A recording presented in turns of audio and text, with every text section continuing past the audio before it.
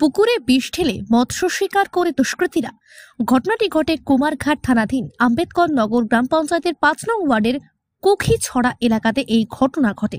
জানা গিয়েছে, পুকুরের মালিক নিশি দাস বিগত ১ বছর পূর্বে এলাকার এই ফুলু রাজ চাকমার কাছ থেকে ১.৫ লাখ টাকা নিয়ে পুকুরটি লিজ নিয়েছিল। পুকুরটিতে প্রায় ৩খানি জায়গা নিয়ে গঠিত। এ ব্যাপারে পুকুরের মালিক জানায় যে ক্ষয়ক্ষতির পরিমাণ প্রায় ৪ থেকে ৫ লক্ষ টাকা। একদল দুষ্কৃতী সোমবার ভোররাতে পুকুরে বিষ ঢেলে পুরোপুরি মাছ নষ্ট করে দিয়ে যায়।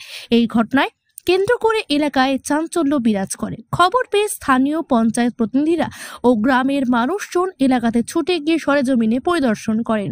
পুকুরের মালিক নিশি দাস এক সাক্ষাৎকারে এই ঘটনার জন্য সরকারের কাছে সাহায্যের আর্জি জানিয়েছেন। আচ্ছা, কবে দিছে? ওই তো আজকে ভোরবেলা মনে হয় যত সম্ভব দিছে। আচ্ছা, কোন কোন এলাকাতে এই ঘটনাটা ঘটছে? ৫ নম্বর ওয়ার্ড, আম্বেদকর নগর। আচ্ছা, তা কার ফিশারিতে? এটা তেরা চাকমার, ফুলরাজ চাকমার ফিশারি। ওটা লিজ দিছে ওই নিশি দাসের কাছে।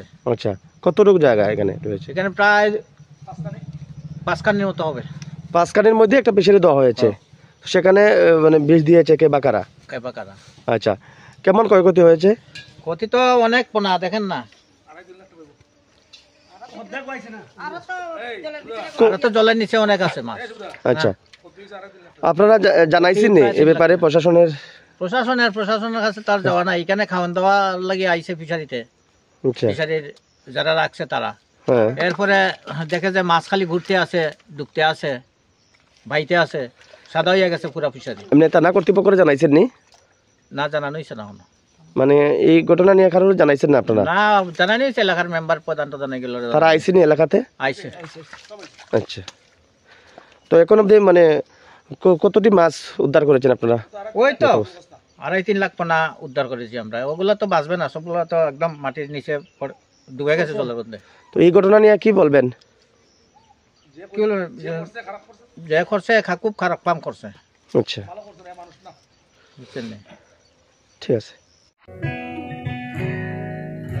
জুড়ে থাকে বাঁধন আপনার চেয়েও আপন, জুড়ে থাকে বাঁধন আপনার চেয়ে